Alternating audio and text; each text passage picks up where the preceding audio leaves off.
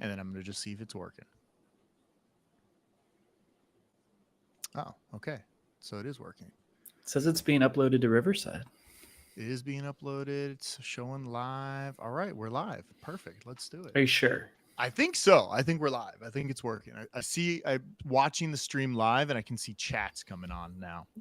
All right. Welcome to Sports Hangover. I'm Michael Benatar, joined alongside Dawg.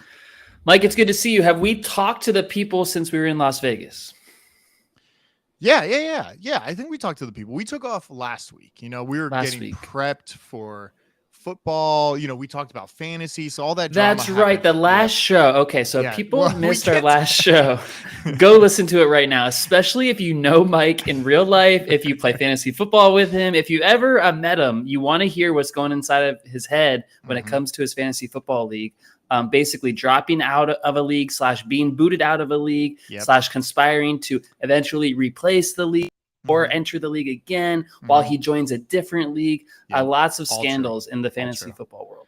I'm going to put the link to my future league rules so people can maybe copy and learn from the best, because I do think what we put together in the former fantasy league that I helped put together, probably one of the best leagues around. Best fantasy version you can do. It's a good point. Founding member now no longer allowed to participate.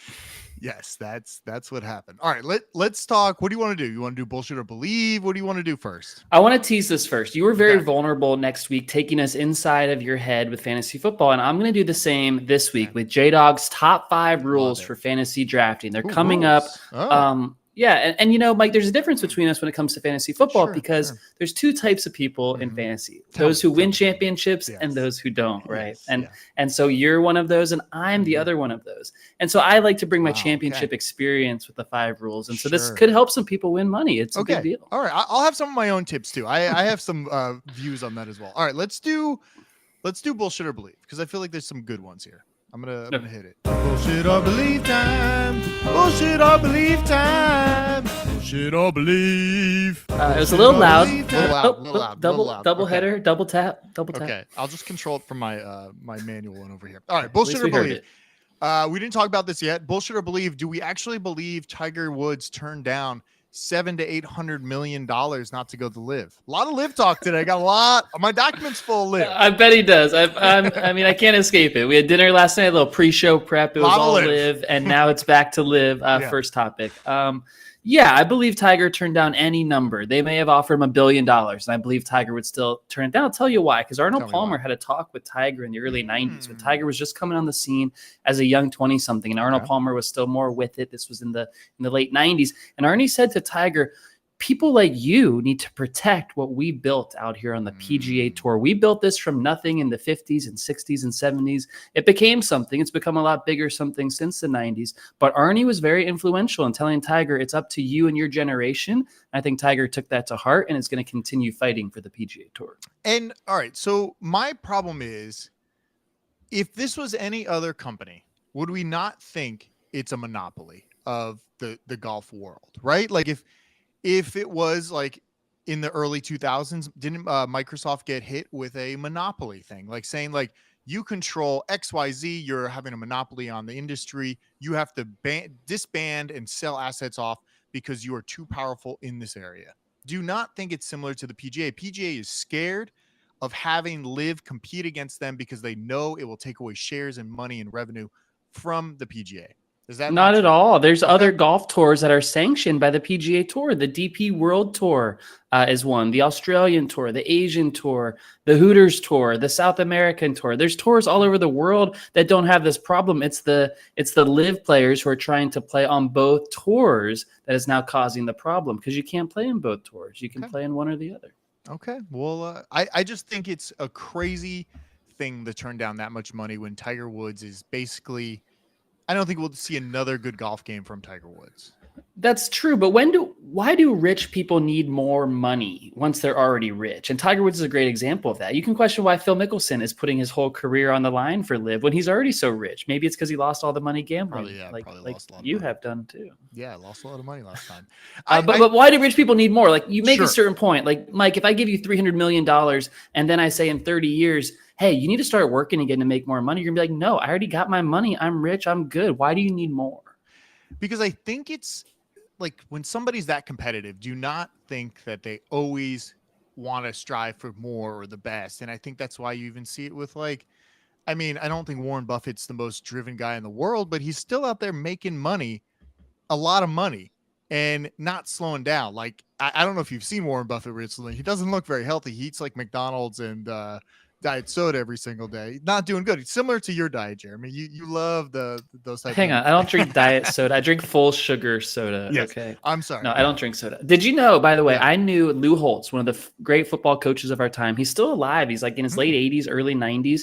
Mike, he doesn't drink water. He drinks 13 Diet Cokes a day. That's all he drinks. Can't be good. I swear he does not drink water, and he's living very old. Don't get any ideas, Jeremy. You don't need to go down that road. Something interesting. All right, next one. Bullshit or believe. I don't know. I read so many different articles, and I was very confused about this one. Is Apple actually acquiring the rights to the Big Ten? Or is this just something I read? Because it looked like CBS, ESPN, everybody turned it down or was competing for it. And I was confused. I read 5 different articles saying 5 different things. Please tell me. I haven't heard about that one either, Mike. You haven't heard? Is this something you can't talk about, or is this something you haven't heard about? You love the topics I can't talk about, and I haven't heard of that one. So I don't know. Okay. All right. So let's just go to BDE because I think it's. Before you go to BDE, can we talk a little football? It is football season around here. Preseason games have started. Can we talk some NFL? It's our favorite subject. It's when our ratings soar, we get more downloads. Mike, I have a stat for you. Listen. Okay. Attention. Jets fans, Jaguar fans, Raven fans, Brown fans, Bronco fans, that's you, Giants fans, Lions fans, Panthers fans, and especially Seahawks fans. Okay, you got all that? Half the league. Every team that last year finished in last place in their division.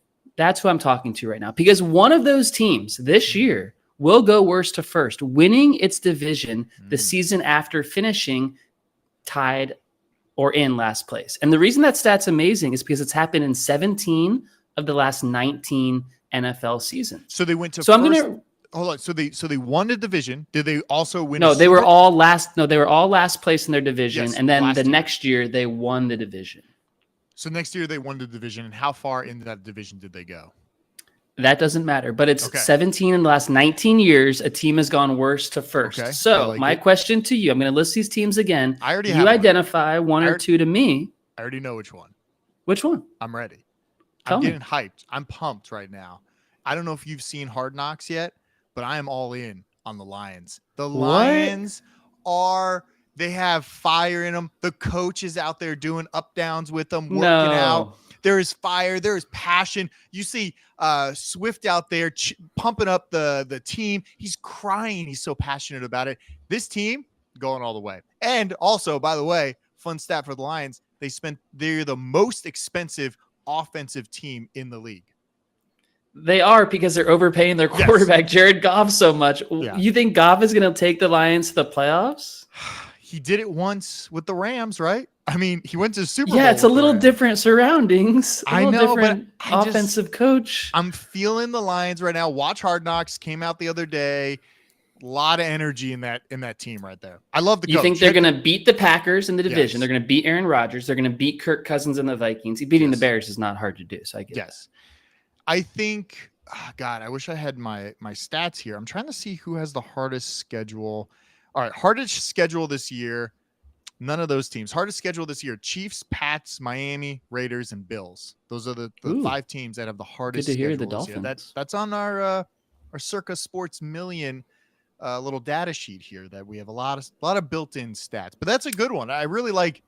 I like 17 of the last 19 NFL seasons. Someone has gone worst to first. I know you love the repetition. Like we know the Ravens have won like 20 preseason games, 21 and so you now. guys put thousands of dollars on that last night, and it hit, which was a great bet because it keeps happening. Mutual friend wouldn't jump on board. He's like, "Do we really want to do this?" He gets scared. I thought he's the one who provided the stat in the first place. He did, but he doesn't want to bet on it. He just sends it out there. False hope. Back to mine. So let's go through this real quick. Okay, the Jets are not winning any division. The Jags aren't winning a division. The Browns without Deshaun Watson, they're not winning a division. I do have news on the Browns if you're a fan of the Browns coming up on the show. Oh, wow. The Giants, they're not winning with Daniel Jones. I'm going to say the Lions are not winning, even though I haven't watched Hard Knocks. I'll catch up and let you know for the next show. Now, hold on real quick. the Jets you don't like. You don't like what Wilson did in the offseason, hooking up with his best friend's mom, like bringing some energy to the team. I feel like he's got that dog in him, no doubt about it. They really supported him. I think but the rest of the team, yeah, the rest of the team doesn't have that dog in them, or else they'd be a little more ferocious themselves. The Jets are one of the softest teams. I think Zach Wilson is one of the worst first-round quarterbacks we've seen in recent years. I think the Jets might be one of the worst teams in football with the Texans and the usual suspects. Okay, so now the Seahawks aren't winning with Drew Lock, especially. No. Hold on. Geno Smith is the starter right now. Yeah, the Panthers aren't winning with Sam Darnold. That's a situation with Baker. So my teams, Mike, that I'm betting on, and I am putting $50 on two teams to win their division from this list. Okay, the two most likely teams. The first one, the Denver Broncos.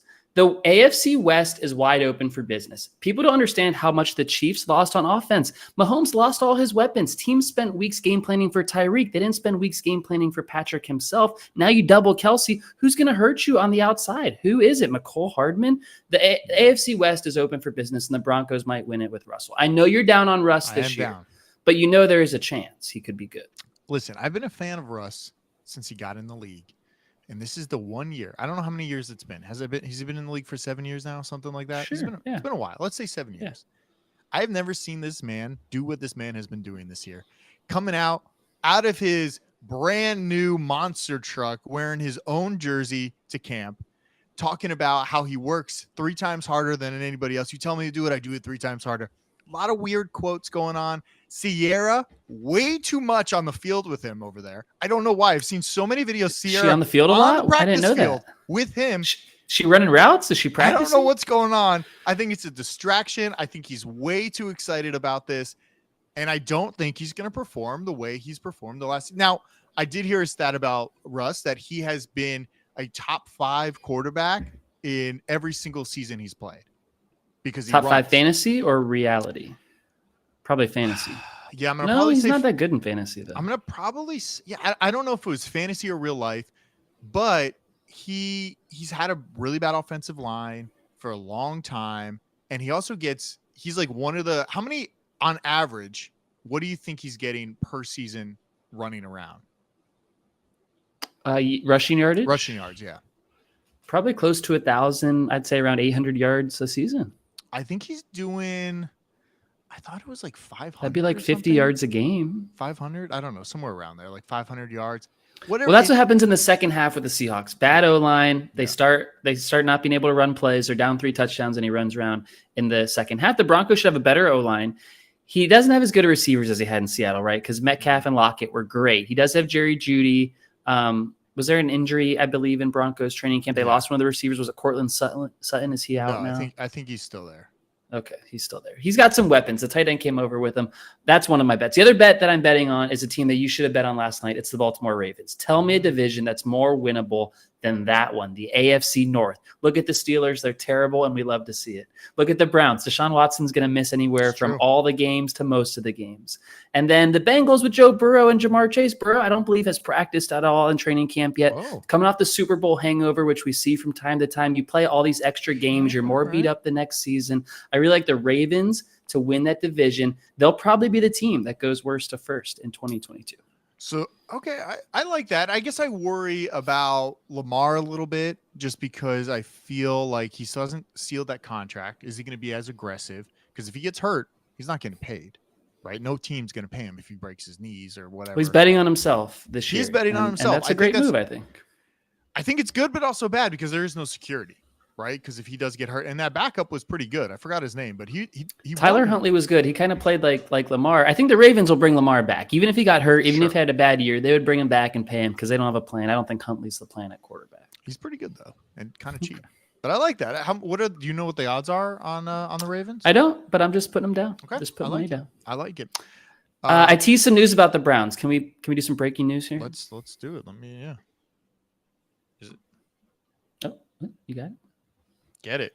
Give me your breaking news. I didn't hear the effect. Did you? You didn't hear the effect? Oh, not that time. I don't know if our audience heard it, but just imagine they did. Yeah, keep going. Oh, here it is. Here. But do you hear that? Do it? No, I can't. Is it not? No, I can't. Nothing. I don't know. Boy. I don't know what's going on. The breaking news alerts, I'm used to them now living in LA because I keep the TV on just in case there's a car chase. And then I'm like all in on those car chases See all the the helicopter time. right here. Only city in the world that does live car chases. And nonstop, they follow, but the people love it. Follow for hours. It's like no matter what's happening on TV, it's like we are following live. We're just helicopters for hours. I was watching the other night, and the car went into a garage, and like a big parking structure, and the helicopter pilot, he got so upset, but you could hear him upset on the news, like I lost him. How did I let this happen? He was like so hard on himself, like dude, you just did 2 hours. You did pretty good up there. Oh my god. Okay. Anyway, breaking news on the Browns. Number one, Deshaun Watson is going to be suspended more games than the 6 that the judge ruled, and Goodell's working on that now, so that's going to happen. But it's not going to come down today, Mike, which means Deshaun Watson's going to play for the Browns this weekend in a preseason game. So that's kind of weird. The Boo Birds will be out this weekend. We'll cover that in our next show. But number 2, assuming Deshaun does get a longer suspension, as we're all expecting, look out for Jimmy G to the Browns. The Browns are now negotiating with the Niners for a trade, a contingent trade with Jimmy G if Watson is suspended for more games. It's weird because they have a lot of quarterbacks. So obviously it makes you question what these quarterbacks are doing. Don't they have your boy Chosen Rosen? They have Rosen there, right? Well, he's not a real quarterback. He's a fake quarterback. They have what's his name from the Colts last year? Don't they have him? Not the Colts. Not Carson Brissett. Wentz. They have Brissett. Jacoby Brissett. Nice guy, not going to win you many games. And I swear they have one more quarterback. Who's your other quarterback? Don't they have another one there? They have 4 quarterbacks with Deshaun right now. Sounds like they're going to have 5 because Jimmy G will come in and start over all those other characters. I just don't. It makes me mad because I don't understand why the Seahawks haven't gone after Jimmy. Why are they not worried about a quarterback? There's no way what I saw out of Geno Smith last year is going to translate into a winning season unless they're just like, this is done. Like, season's over. Like, who cares? I would say from the Seahawks perspective, do you want to give a good draft pick to a division rival like the Niners? You don't, but what are they going to do? Maybe it could be like a 3-way trade. I don't even know if they do that in the NFL, right? That's mostly maybe like that's NBA. a way. I feel like you're also letting the Niners off the hook in a way because right now the Niners are stuck with Jimmy G's contract and maybe they can't trade him and maybe no one will pay for it and they'll have to keep him and string him along, but then they can't sign other free agents in the future because they have to pay Jimmy G. So it might be a move by the Seahawks to say, you shat in your bed over there, now just lay in it. Now, Deshaun he's getting paid $1 this year, right? And next year he's getting his full salary. Is that Yeah, that was done in a sketchy way, assuming he would be suspended this year and lose his $1. I don't think the team owners like that because it was a weird way to float a really expensive, high-profile quarterback with $1 salary and then kind of move and adjust so you can have kind of a decent team this year. Yeah. I put not a lot of money, but we definitely put some money on the Browns when I thought they were going to get Deshaun because I thought he might play. They could win the Super Bowl. A lot of long odds. I'm sure those odds are even better now, and they're definitely not going to Super Bowl. So. Maybe in 2024, 2025? Yeah, sometime around there. But so here's my thing. Deshaun Watson is on my keeper. He's my keeper in our Hollywood League that you used to be a part of. We talked about that last week. Yeah. It's now entering year 2 where he's not going to play much. Do I continue holding him for future value? It's easy to say no, I get it. But think about what the Browns have invested in him. They must think he's going to be an electric top 5 quarterback for years to come. But am I going to let him go because he's just not playing? I don't think that league values quarterbacks that much. And you could just pick up like a Kirk Cousins that can get you more and at least have 2 viable quarterbacks instead of a guy that's just going to float there. Now you could draft him and drop him, pick somebody else up. But I don't think it's worth it. I don't think it's he's not going to be on IR, is he? He's just going to be suspended. He's not allowed to be on IR. Yeah, so I would just drop him. Let's go into your fantasy. Let's see these fantasy rules you got for good champions segue. only. J-Dog's top 5 champions only rules for fantasy drafting. Let's get it. Here's the thing: if certain people who I play fantasy with, like Bob, like Greg, if Lou, and the mutual friend, if they just want to stop listening now, that's fine. That's fine with me. Turn it off, but I'm just going to be vulnerable here because you were last week and you really poured it out for us. Poured it all right, out. number 1. My number 1 rule entering your draft. Okay. Opportunity over skill. Take the guy who's going to get the ball, not the guy who's the best player. Oftentimes, there'll be a stud running back. Think about DeAndre Swift on the past seasons of the Lions. He doesn't get the ball. He's not getting goal line carries. He's not getting second half carries. He might not be the best fit. Maybe it's a running back who's not as good on a much better team, who's going to get more touches late in games type of thing. Think about opportunity. So give me say somebody out there that you think is going to be opportunity driven but not talented. Who out there do you think right now in the fantasy world is that player? One that comes to mind is Hunter Henry on the Patriots. I don't think he's that good, right? Okay. He's just an average tight end, but the Patriots value tight ends. They value it, and they don't have many receivers. And so Hunter Henry's going to get a lot more targets than a better tight end on a different kind of team. Do you have any rules around hype players, people that are all hyped up this year? Because I'm on the TikTok and the algorithm started pumping me a lot of fantasy, like draft this guy to win your league or draft this way to win your league. I'm like, okay, I guess I'll take some suggestions here, but it seems like there's a lot of hype players. Like I have one in mind. I don't want to say because I really want to draft them, but I feel like a lot of people are going to draft them. Why don't you just tell us? Yeah. What's his name? Dalvin Cook's brother in Buffalo, hyped up all over the place. Well, they've had problems at running back for years. They had Singletary for a while. Yeah. They had the big guy, Zach Moss. Is he still there? No, Singletary's there right now. I think they need a stud running back to step in, so why not him? Yeah, it worries me when there's so much hype because I feel like I wish we could do an analysis of the last 5 years of fantasy and all the players that were hyped. Did they perform where they should have performed, and do the players that you draft in the first round really make a difference, or is it that like later 6th to 9th round that really matter in your team? Because that's where I think it seems like you need the depth to continue the season. So last year, I'm not gonna lie, my team was great, but I was ridden with injury. Every week people were getting injured. Oh, you must have been the only team that had injuries. I'm just saying, is the strategy this year to know that, okay, so now this year, first year that we're only having 3 preseason games with a bye in between the regular season. So less practice. So that means more guys are going to get hurt. When are the starters going to come out and play? And if the first game of the season, I felt like tons of people went down last year. So are we drafting? I'm just asking you, are we trying to draft players that are handcuffs or backups in the mid rounds that might have higher value later on? Or do you just follow the draft board? Like we're going to do the snake draft and I'm trying to contemplate, okay, I'm going to draft round 6 here. I know I should name a wide receiver. Should I go a little further and take like a running back that could be number 1 if a lot of injuries happen? Because that's what it's kind of hard to play. You know?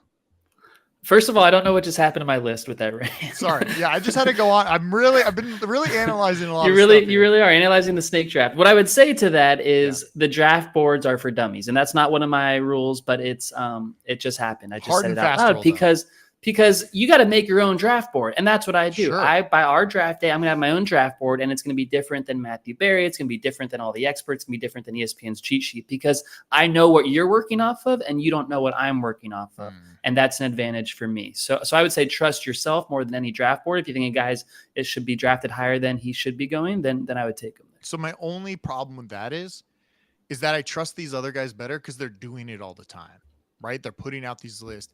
I have to briefly structure my draft board off some of these other guys and just know that, well, if I'm drafting first and then I don't draft again until the later round of the second, I know I'm going to have to draft and reach a little further to get somebody I want, right? Like you have to draft strategy around your pick.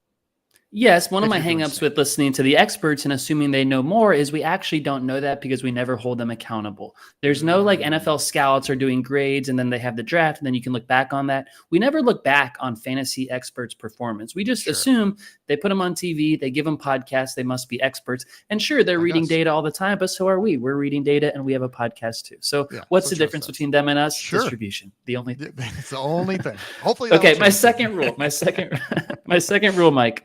Yeah. This is simple. Grab a piece of good offenses. A lot of people won't do it, but you need someone on the Rams on your fantasy team. You need someone on the Chargers on your fantasy team because when they're scoring 40 to 50 or more points in a week, you want a part of that. Everyone gets involved. If you are going to stick to your Lions or you're going to stick to the Jets and the Giants, think about a running back on the Jets. Breece Hall. Sure, he's a popular pick this year. Are you going to trust a running back on the Jets? I'm not, but I want the backup running back on the Chargers is going to be better than the best running back on the Jets, for example. And that's what I mean with get a piece of good offense. I like that. I guess the worry is if you're I guess running backs are hard because if you have a bad running back on a bad offense, you're not scoring touchdowns.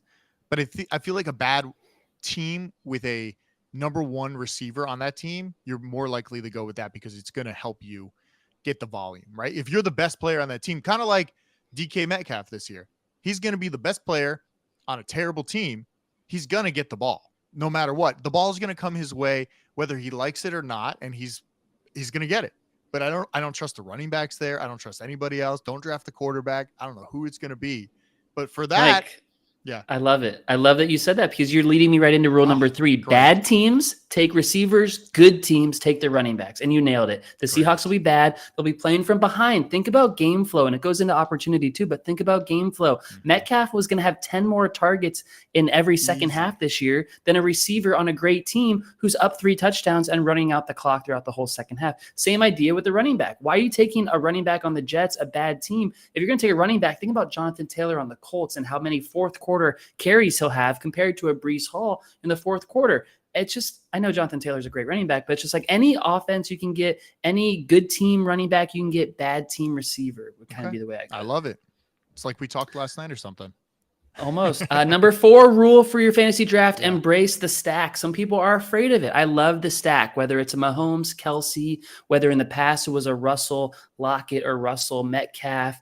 Maybe this year it's a Stafford. Cup would be amazing. Embrace it because you're getting 10 points or more when they have a touchdown. And if these stacks are good, if the receiver is good, if the pass catcher is good, they're going to have touchdowns all throughout the year. I love stacking. And really, it's a gut punch when you're playing against someone and you go up against a 10-point touchdown, maybe a couple of them.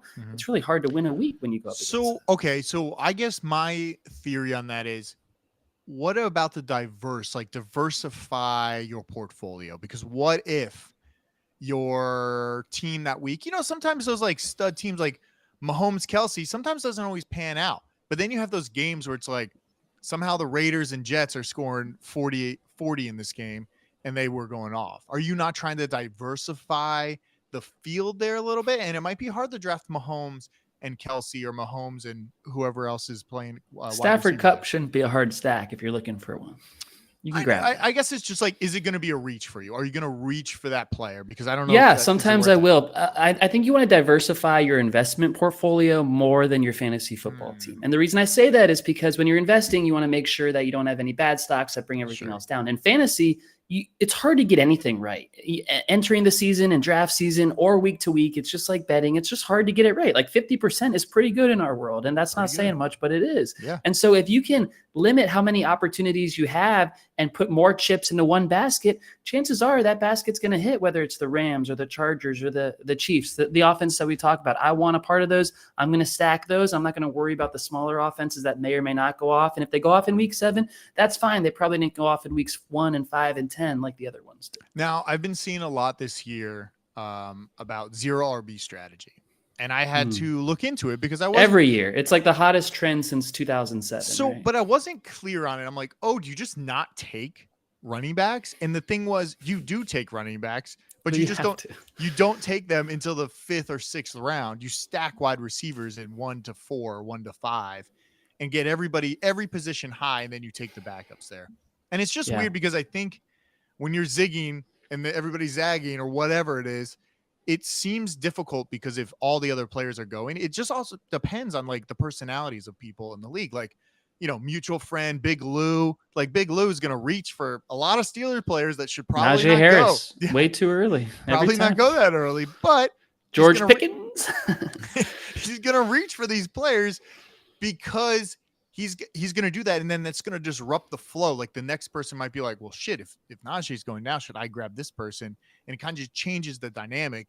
So I wonder, I'm really trying to figure out how I can mess with people during the draft to make their decisions harder going for the next pick, because I feel like snake drafts are very, very, very easy to do. Our mutual friend's father, Steelers fan in North Carolina, he loves to mess with people during drafts too. I know he's listening right now. He actually made a draft day deal in his bedroom with me, shook my hand on it, walked out the door, and did the complete opposite. And that guy screwed me so bad in his own house, in his own bedroom. It was like way too personal. Literally screwed you, but screwed you in fantasy. Right. Yeah, it was just an awful situation. I'll never let him recover from that. And I know he's living in North Carolina right now. I wish I could shake his hand and go bad on a deal with him in a draft day transaction. But instead, we'll be here in LA. Mutual friend and Big Lou, always chatting before the draft, like a little secret draft, like, oh yeah, I'll get him, and you do that. Always conspiring. My number, I've never gone 0 RB. I think you want a good starting running back that you can count on. It's really hard to find running backs throughout the year on the waiver wire. If you go in with 0, I'd rather go in with at least 1. My number 5 rule, Mike, is make a do not draft list. Every year, either mentally or I write it down, there's a group of guys I refuse to own. Maybe they burned me in the past. Maybe Zach Wilson is their quarterback. Maybe there's another reason I don't want any part of them. Don't be afraid to not draft people. And they might be sitting there in the 6th round and they should have gone in the 4th round. And you're looking at it like, damn, no one's picking him, but he's there. But I don't really want him. Don't take him. You don't have to. No one's telling you to. Don't follow the draft board blindly. Make your list. Stick to your guns. If you don't like an offense, if you don't like a quarterback, you don't have to be a part of it. Don't feel like you have to. But what if it's good value? What if we're saying it's like, I feel like people are down on Zeke this year, right? What if Zeke is sitting there 3rd round, ready to be drafted? You're not going to scoop him up, even if you hate the Cowboys and hate Dak like myself? I mean, we should ask you that question because I like Dak and I like Zeke, and I would take Zeke there in the 3rd round. But would you let Zeke pass? If you enter with Zeke on your do not draft list, but then he's sliding, do you go against your list and draft?